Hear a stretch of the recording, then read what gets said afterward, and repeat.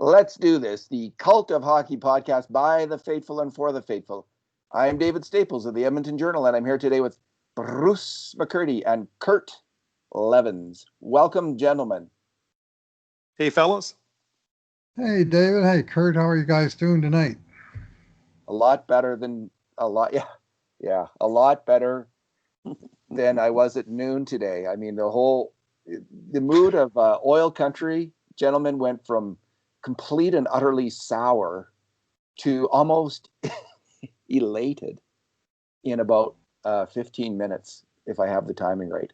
Because in those 15 minutes, we went from all kind of bitching about Athanasiou and Benning, and a lot of people weren't necessarily happy. You know, they were kind of like, everyone wanted Seth Jarvis so much.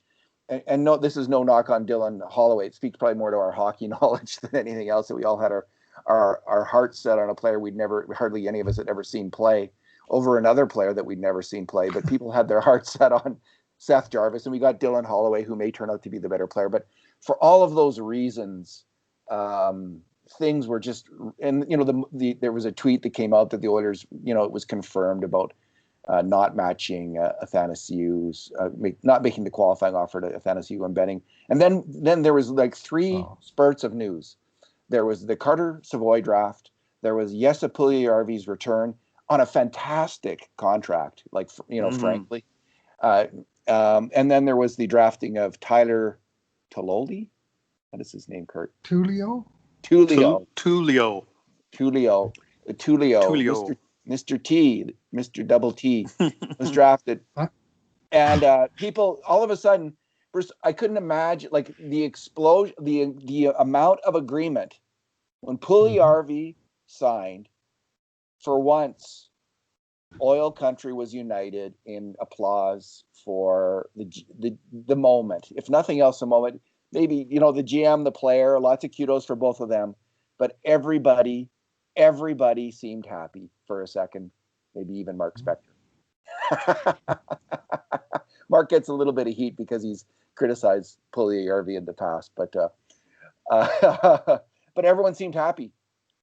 Bruce, I had to laugh with the outpouring over Tullio. Like, only in Edmonton would everybody be thrilled with a 5th round draft choice. Well, they were thrilled on Skype, all those young players, man. They like, that was amazing. Yeah. To see, like, people taken in the 5th round. Like, who knew how excited people in the 6th round would be when they get drafted? Wow. Yeah, that was pretty cool. It was. My thought is that the morning was so long, right? I mean, there was what happened last night. And last night, I mean, the three of us were talking about the State of the Union, you know, with Kleppbaum and McDavid and all, you know, all the lost draft choices and all the things that have happened. And then the entire time that it took that second round to be called, which was like 2.5 hours through the second round, knowing that we never had a second round pick because we spent it on 9 games of a player. And it just, I mean, it was just a sour taste in my mouth following all of that. I mean, it was, well, the draft started at 9:30 and the Oilers made their first pick at something like 1 o'clock. I was going to say, because we just got into the 3rd round, it looked like something was finally going to happen, and then Ken trades down. Right? Well, the trade down was the thing that turned the day around, because I personally have been, and you've heard me, David, many times in this podcast, anybody who listens to me, mourning the loss of draft choices, the ones for Chiarelli and McClellan, the one for Neal, these ones that are traded away for not very much. Well, today, basically, Ken Holland created a draft choice out of nothing. He had a 76 draft choice. He traded away for 2 picks, and we got 2 guys that either of them I would have been happy to take at number 76 and called a good pick. And they got 2 guys with that one number 76 pick. And what do you know? Here's the thing about this. Maybe you can help. I don't know. Like, I don't know if either of you are math geniuses. I'm a little skeptical than any of us are. But here's what I want to figure out.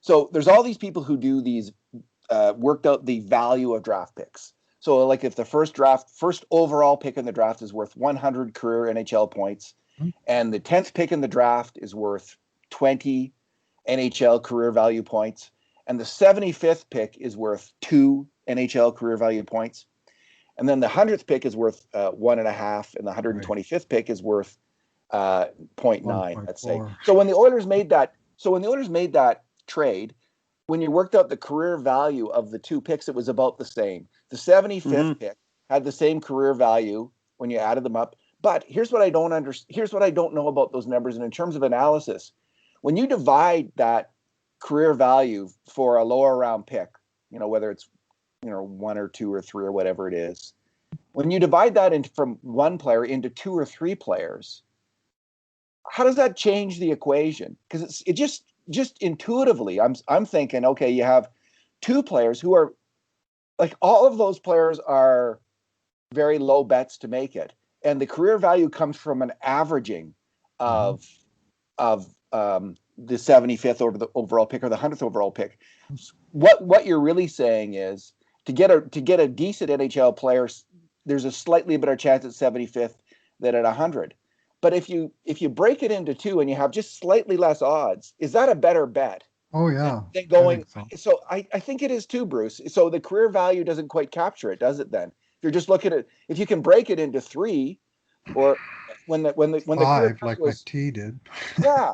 Isn't that a really good strategy? Or am I getting something wrong here? And how does career value express it incorrectly then, like as a way to analyze it? Well, the only way you can get 2 good players is to make the trade and then make 2 good picks. Because if you keep the pick and make a good pick, you've only got 1 player, right?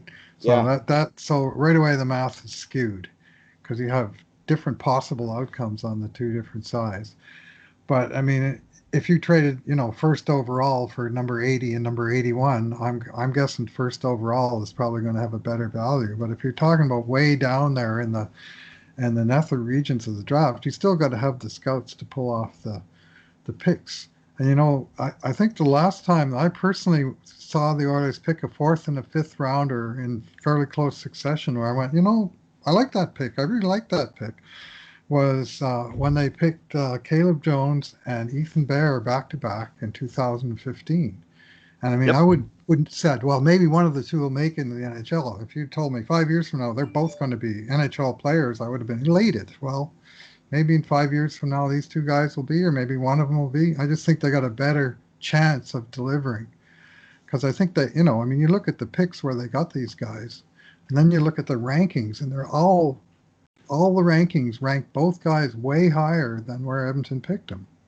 So unless all the rankings are wrong and the scouts are wrong, or something happens, you pick a guy when he's 18 and the time he's 23, he might have been hurt 1 or 2 times, or who knows what all happens between here and there. But these are guys with a chance, it seems like to me.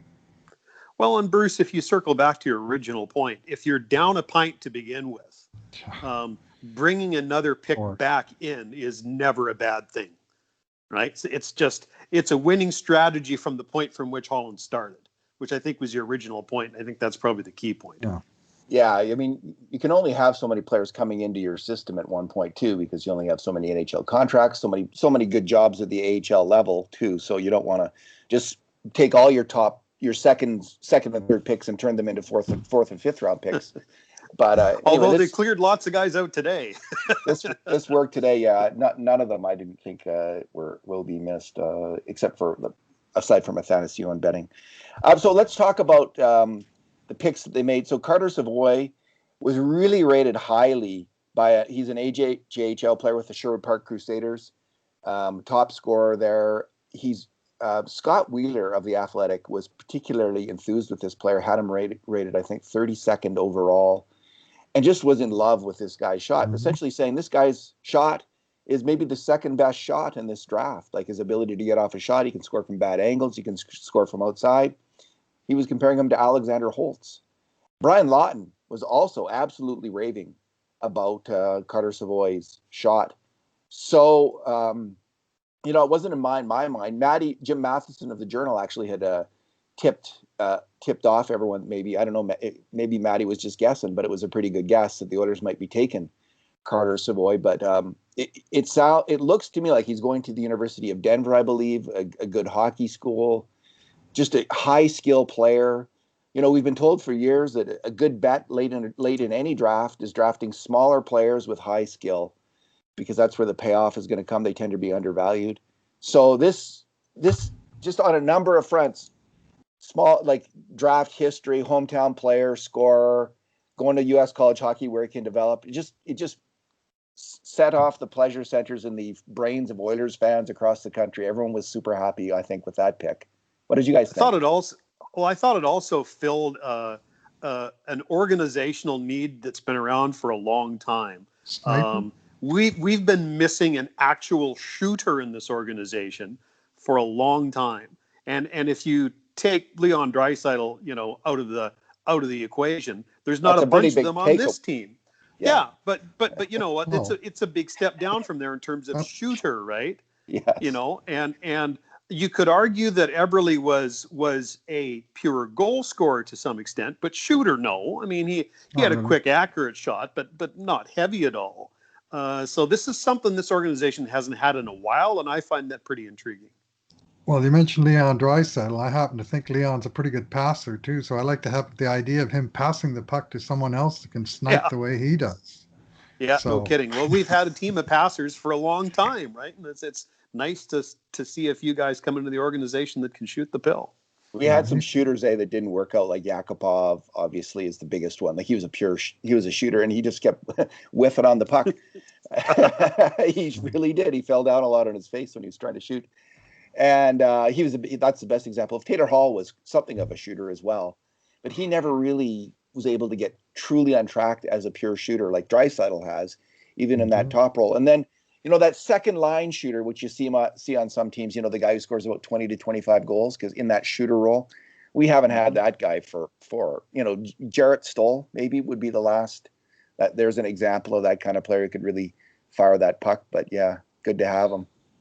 Savoy, I mean, there's lots of knocks against him about, his defensive side. Stuff that can be taught, but it's going to have to be taught, and he's going to have to demonstrate that he's got the desire and the commitment to, be willing to learn and do that stuff, because, you can't be a one-trick pony and play in the NHL. But if you're coming in with a trick that's an elite quality, and that trick happens to be shooting the puck, then that's a real nice head start on a career. And I mean, we'll see. They're rolling the dice, but they're rolling the dice from the sounds of it on at least one elite skill.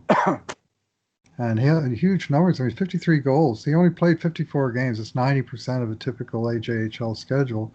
He scored the most goals in this league in 19 years. 53 goals. I wonder what he would have got in the WHL if he had played on a WHL team this year. Like, would he have scored 30, 25, 30? I wonder what I can't say. I don't know what it is. I mean, it's obviously guys that have draft age. Many of them are beyond the AJHL, except for the people going to college route, which he is. And of course, he's been playing in Sherwood Park, and now that I want to go out and scout the guy, he's moving to Denver. So, all right, let's talk about Jesse Puljujarvi.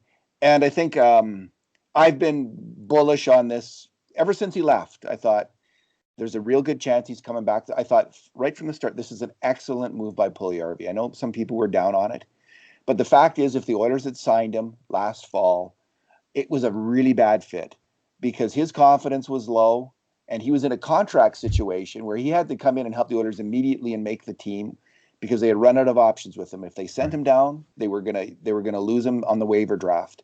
So he was coming back from injury. He needed to rebuild his confidence.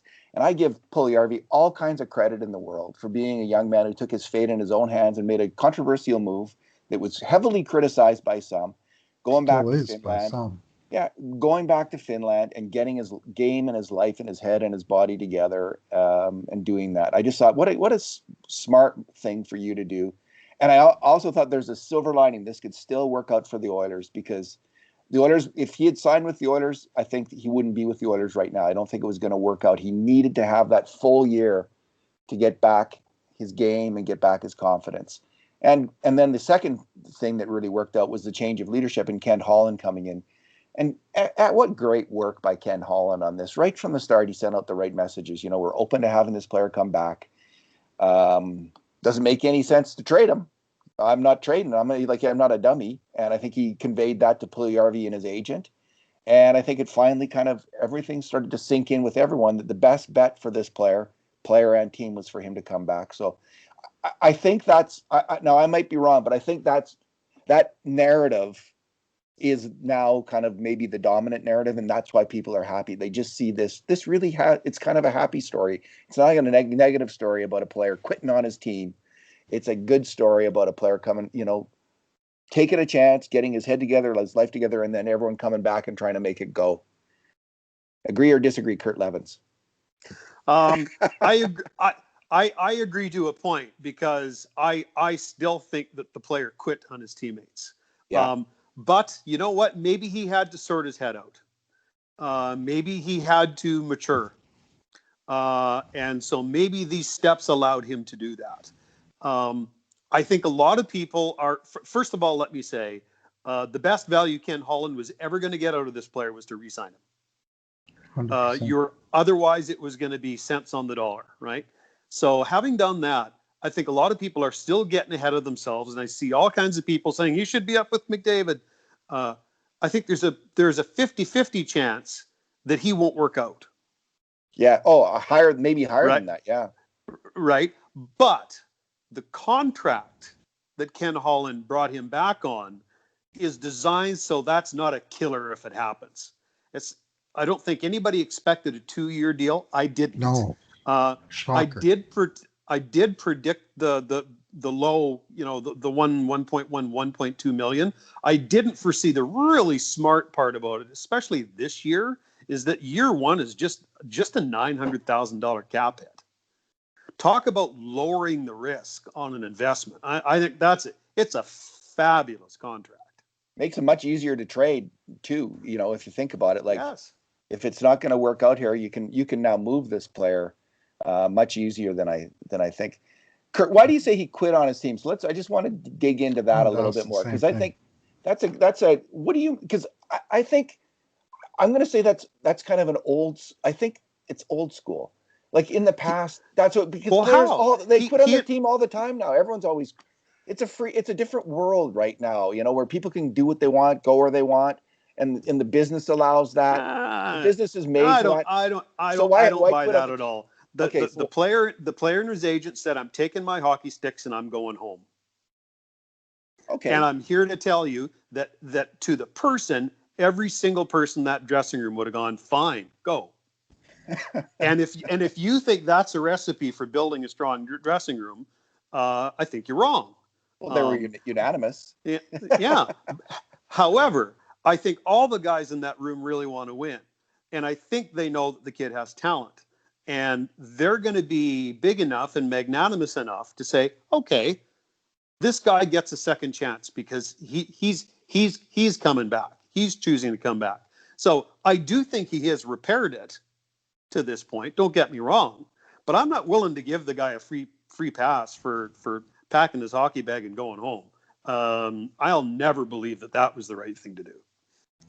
He didn't have a contract, though. It's not like he walked away the way Jonathan Drouin did from Tampa Bay when he was in the middle of a contract and he didn't like the way he was being utilized, so he walked out.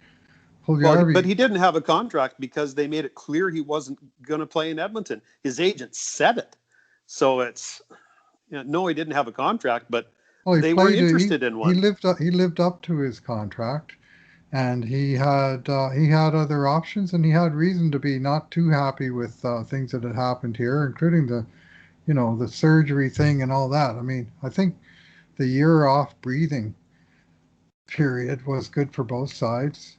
And, it's happened before. I mean, under Ken Holland's watch, Yuri Hudler went back to Czech for a year, and then he came back the next year and carried on as a Red Wing. And, I mean, Mark Giordano, he went over to Russia and he came back and they made him captain of the team. I mean, some might say he bailed on his team when he went to Russia. I mean, I don't know if I see it that way. These days you have contracts and, you don't own the player, you own the contract. And, and the two sides have to agree on the next one.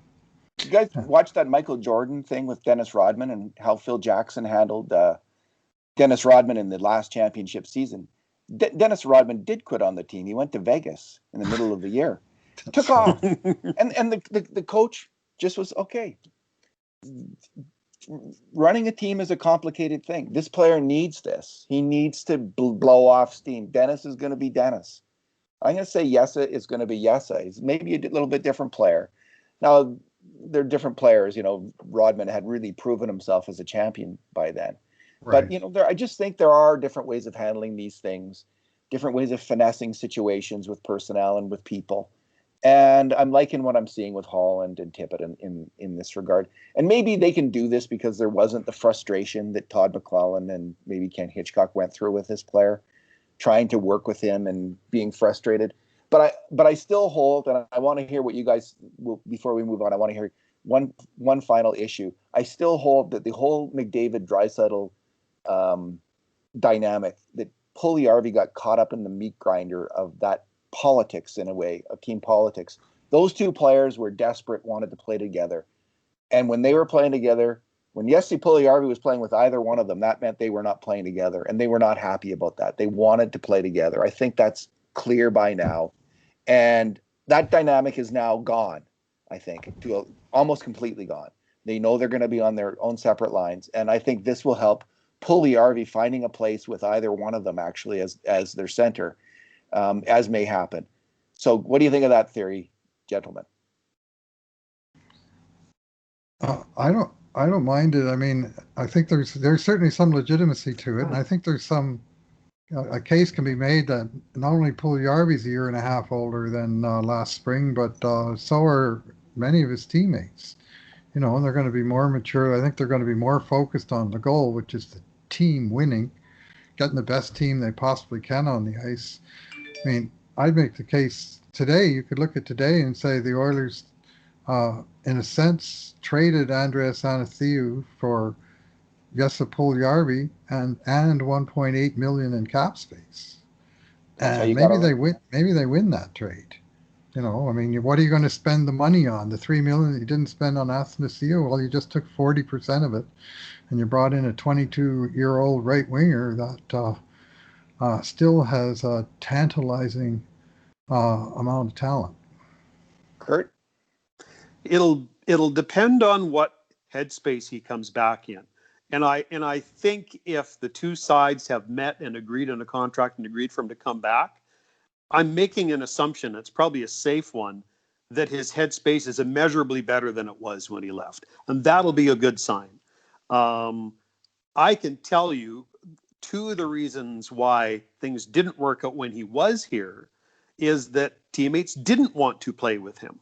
Yeah. And it was partly because he was stubborn and he wasn't willing to fit into the system.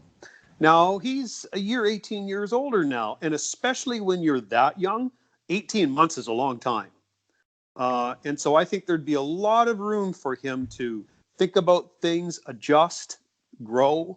And from what I've heard from a couple of people who know him, he's actually a good kid at heart. And if he's had a chance to kind of reset, well, then it might work out. It really might. But I go back to having serious reservations about how he conducted himself when he was here. That still leads me to think that he's kind of skated out on everybody. But in the next breath, I'll say people can change. And if he's coming back in a new headspace and his teammates are looking at him as if he's coming back in a new headspace, I agree with you. It's got a chance at working. And I've always said this, as much as I've had some issues with the young guy, I hope it works out for him and the team. So my fingers are crossed and probably my toes too. Well, I don't understand Finnish, but where you could see him getting his head back on the way it was, like the way it naturally is for him, I think, is the happy-go-lucky kind of kid that we saw. I saw that come back in Finland last year. I saw the smile. And really, the longer he was in Edmonton, the more he kind of tightened up on that kind of stuff, and not for the better. And I think he got rejuvenated in Finland, and let's hope that carries over to his return to North America. And I'll add in this: it ain't easy playing for Ken Hitchcock, and I won't put that on Yessi, because I have an opinion about Ken Hitchcock in today's NHL, and it ain't a good one. So I'll give him a pass on that experience. Yeah, Tippett seems to be able to look at a player, figure out what role that player should have on his team, put him in the role, and get him to perform in it. Now, I would have liked, it would have been nice to see Athanasiou actually with Tippett for a full year, honestly, because of that. And it's kind of disappointing the way this is all played out, because I think maybe Tippett could have figured out, unlock the key with this player. I think I really saw that happen with a lot of players under Dave Tippett this year, but not to be. And so let's move on to Tullio, the next pick. Kurt, what do we know about this young player? It's a player who he's got good offensive tools.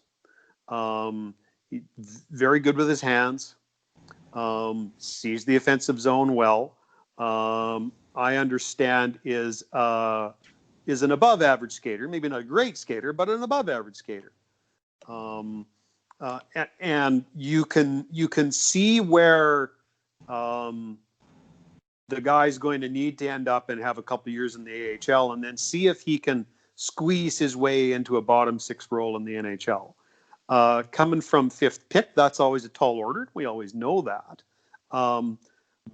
But he and the entire range of players that were taken today, I think it's the only time in Oilers history that they've taken all forwards in a draft, correct? Yeah. And we all know that an organizational weakness of this team was skill up front. And he fills that role. So I like the pick from those two aspects. Bruce, any thoughts? Yeah. Well, one is the kid's dad owns the team. That's a little different. And they drafted his own kid, 11th overall, I think, in the OHL draft. I read somewhere. But it's not like he came in and didn't work at it. Obviously, everything I've read about him, all the stats, everything, like he improved significantly year over year. This year, 62 games, 66 points as a 17-year-old. And here's elite prospects. Here's their brief scouting report. And this one, there's some nice dimension to this report. I quite liked it. When the shot isn't an option, Tullio shows a great deal of adaptability, integrating one-touch maneuvers, playing pucks into space, manipulating defenders out of shooting lanes. You name it, and he can do it. He plays with a high motor and shows real attention to detail on the defensive side. Now, what's not to like about that? Yeah. You know, he's got subtle offensive skills. I mean, it doesn't say he's got a wicked shot, but it sounds like he's a smart player with a, high motor. Gotta like the sound of that. And he's not that big. I mean, you're 5'11", 165. And I mean, you look at some of the high-end picks last night. Some of those guys aren't any bigger than that. Yep. Well, it's a different NHL now, right? So there's more room for those guys now than there used to be. And you mentioned Smart, Bruce. That's the other thing. 3 or 4 different places where I went looking for more information on this young guy. Smart kept showing up in one version or another. Like it's clear that the guy thinks the game really well for a 17-year-old. Mark Seidel said there was 2 players. I can't remember the other one off the top of my head, but Tullio was one of them. The teams are really going to regret not having taken earlier in the draft. And Mark Seidel is one of the smartest public draft experts out there. I mean, he puts a ton of experience, a lot of work into it, and so that was very, very high praise. So hopefully the Oilers did with the late round forward picks what they did with the late round defenseman picks in 2015 today. The next one on our list is, what was the next one? Bruce, the guy you wrote about, Maxim Berezovskin. Berezovskin, yeah. There's multiple spellings of both his first and last names, which will make things fun. He's actually a teammate of Daneshkin, Maxim Daneshkin, that Oilers picked last year. Same junior team, Loco Yaroslavl, and 10 months younger than Daneshkin, but he outscored him last year. He's a way bigger man. Like, he is big. He's listed as 6'4", 216 as a just turning 19-year-old. And that's not just on Elite Prospects, but it's also on his KHL page. And he's actually in the KHL now. He's played 7 games this year for Locomotive. And he's only playing 7 minutes a night, which is pretty typical for the young guys. They really spot them in. But the fact is, he's made it up into the bigs, and he's big enough. And after picking two smaller guys, you want to get a mix of guys. You want to get a right shot. He's a right shot. He's a winger. He likes to play left wing, but some scouts see him as better suited ultimately to be a right winger in the National League. But a winger, and a couple of videos I saw some real nice hands with the puck. And so I don't know. I mean, skating is the issue. I read one that said he was a strong skater. Another said that that's what he needs to work on, and both can be true when you're talking about 18-year-old kids. The next player on our list is 169th pick overall, Philippe Engerasse, who plays for the University of New Hampshire. He's 21. He's Swedish. He's a right shot center, okay size.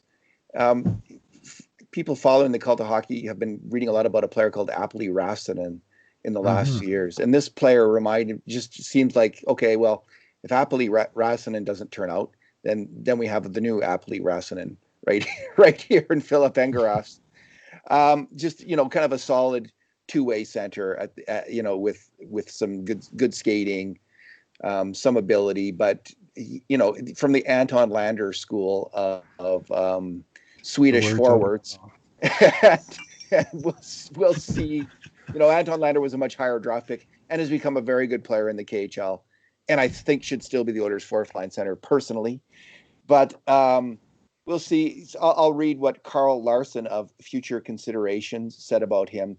Now, this was before Engerasse came to North America, had to sit out a year because he had played some pro hockey in Sweden and then played last year in New Hampshire. So this is an older report, but I'm sure it sums him up.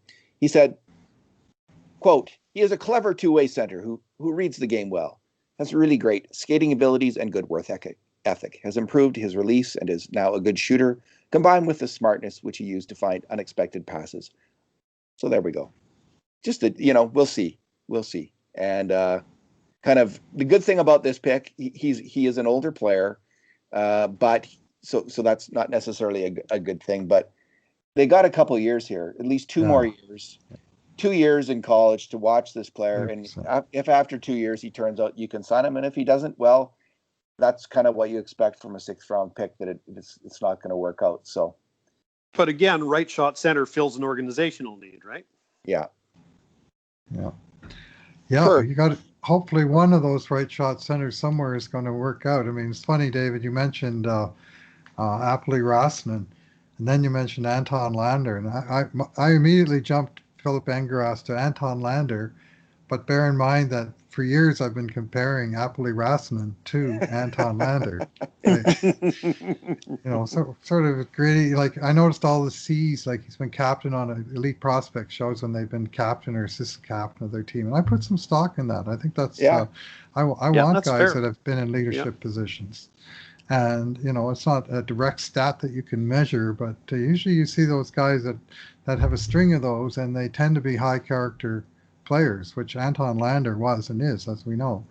And he was captain of Sweden's team at the World Junior, for example. But this guy, I mean, because of the NC2A and their crazy regulations about professionals, he had to sit out an entire year because he played 6 games in the Swedish Hockey League as a call-up. What a bunch of jerks. Yeah, I know. It's like, well, we have to keep our athletes pure and pristine, and in the meantime, the universities are just rolling in the money, right? It's all a big scam. Yeah, it's a big scam. Yeah, don't get me started. But anyway, he kind of got the short end of that, and he bounced back with a pretty half decent. I mean, as a 20-year-old freshman, that's a little older, 15 points in 25 games, and found a role, which is always tricky for the freshman. We'll see how he does. I mean, to me, this pick was like totally off the board, and I couldn't find anything on the guy for about 10 minutes before found a couple of older references to him. And because nobody had him in their draft guide because he was in his third year of eligibility. So, Kurt, let's move on to the next player. And Jeremias Lindeval. Yeah. What do you have to say about him? Lindeval. This is a 7th round pick that I think could have been a 6. This is honestly, this is kind of he's kind of an intriguing player, right? He's got good size. I think he's 6'1". And if you follow a couple of different postings, his weight's gradually been going up. Like he's been growing into his frame. When you read about how he uses that frame, apparently very effectively around the net, he's able to box defenders out. He's good at protecting the puck and has good hands around the crease. So it feels like he's that kind of player. You know, maybe James Nealish in some ways. Interesting about his skating, he's described as an average skater, but with good acceleration. To me, you don't have to be a burner, but if you can get going fairly quick, you win puck battles. And so I thought that was a very interesting comment, and I saw that in a couple of places. So I like this kid, and I think for a 7th round pick, when the odds are super low that he'll even be an AHL player, let alone an NHL player, it seems like there's some promise in this guy. And I meant to preface it before we started talking about all these players. I think I've only seen one of these guys play even a single game. So what do I know? But when you do the research and you dig into what you can find, it's amazing with Lindeval. It's like he's got some things going for him, and it'll be kind of fun to watch him develop over the next couple of years and see what he turns into. You know, go ahead, Bruce. Which guy have you seen play, Kurt? Savoy.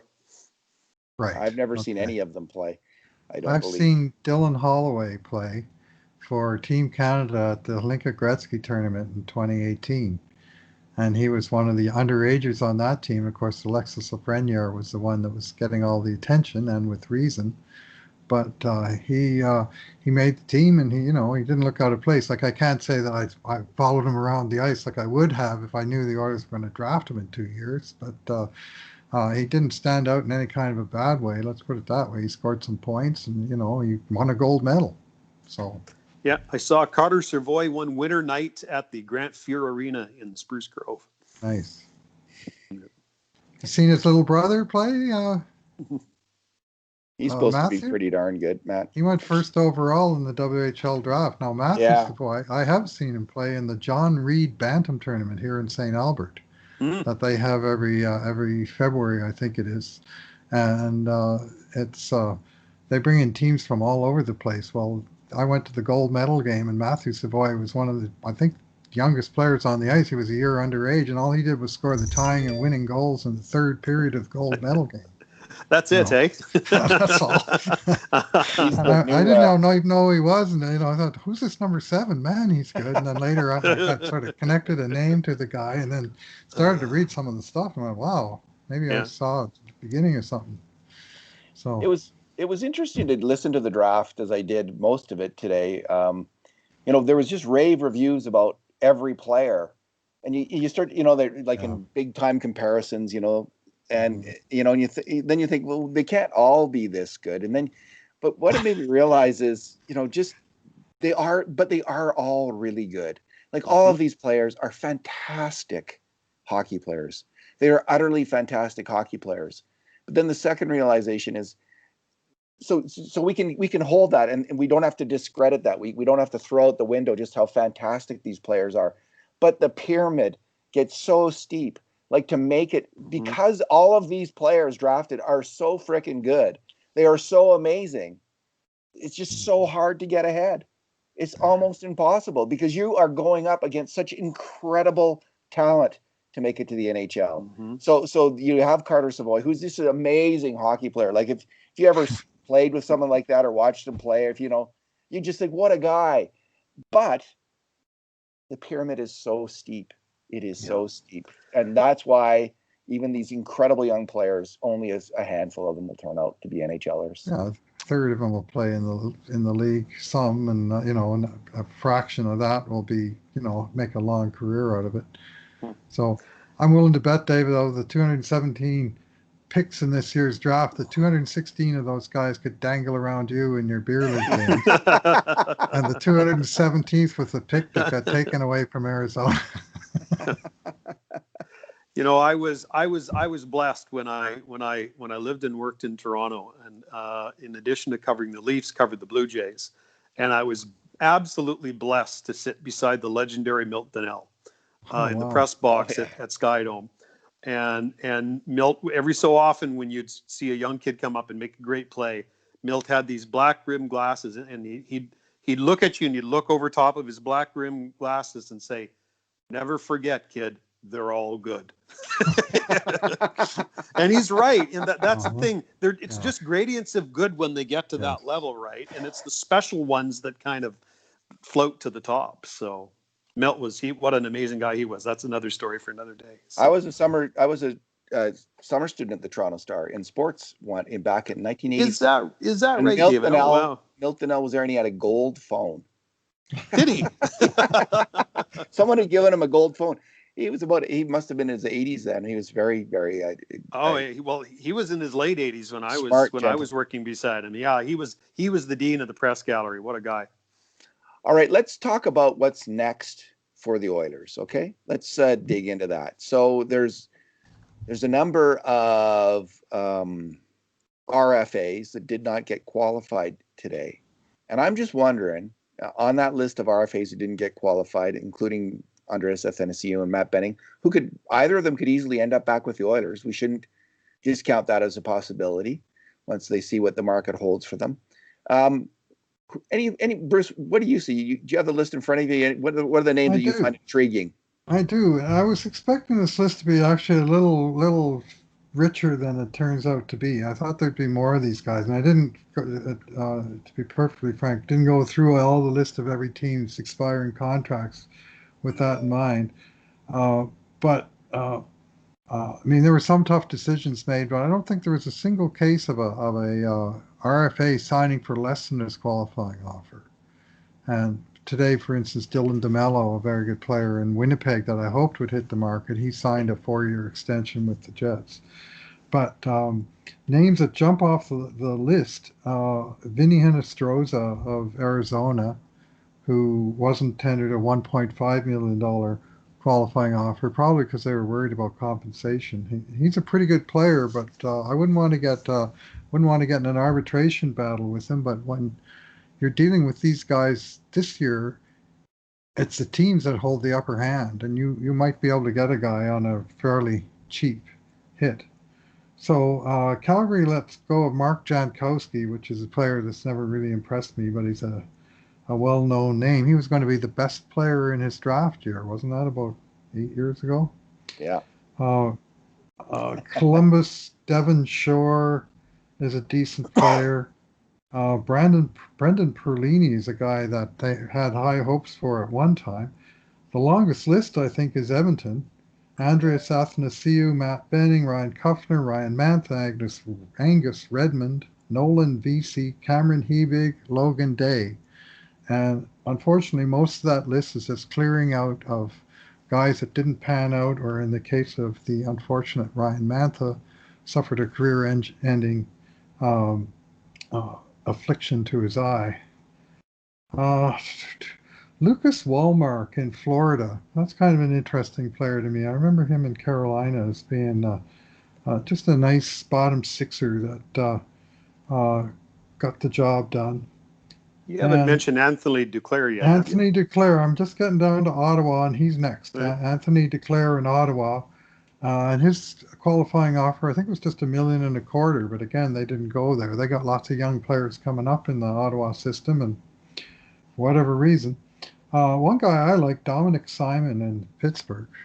He's got really good underlying numbers, and under the radar player, not a big scorer, but I think, an NHL caliber player. Then again, maybe he's Joakim Nygaard the seventh. There are these guys around, but you want to have some of them on your team. Freddie Gauthier in Toronto, and I've heard Leaf fans with mixed opinions on that guy, but if you're looking for a depth center that has got some defensive side of his game, And also Evan Rodriguez, the guy that came to Toronto in the big trade with Pittsburgh.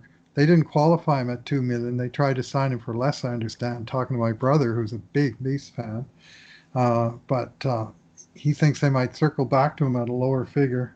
Bruce, did you mention Dominic Cahoon? Did you mention him? Dominic Cahoon. I either missed him or I haven't got to him yet. He's also on the list. Dominic Cahoon. Yeah. Cahoon, he got 2.2 points per 60, which is a very, very good rate of scoring. Yeah, okay, yeah, I get these Dominics mixed up, except for the one in Chicago. I know who he is. And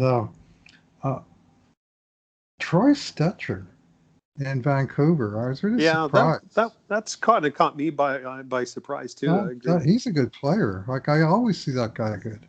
They spent too much money on fourth liners in Vancouver. Well, he's their Matt Benning, I guess. Like he's a good third pairing right shot defenseman. You know what? I saw him play twice in Vancouver this year, and that's exactly what he is. He's an entirely serviceable NHL 5-6. Mm-hmm. And he can move the puck. He can pass that puck too. Yep. So those were the names. Nick Cousins as well in Vegas, that played for Vegas in the playoffs. But just he's just a role player. He's not somebody who's going to come in and play with McDavid or anything. And I'm not sure there's anybody on this list that you could say that about. But they've got the only guy with that kind of even close to that kind of a pedigree would be Duclair, right? I mean, there's a kid who can really skate. On the face of it, had a good offensive year, although I think 3/4 of his output was in the first half of the season, right? And he really tailed off in the second half. Let me just one more here. Carter Verhaeghe from the Stanley Cup champion and Tampa Bay Lightning, who played in the closeout games of the Stanley Cup finals when they had a couple guys hurt. And to my eye, a good young player, and just won Tampa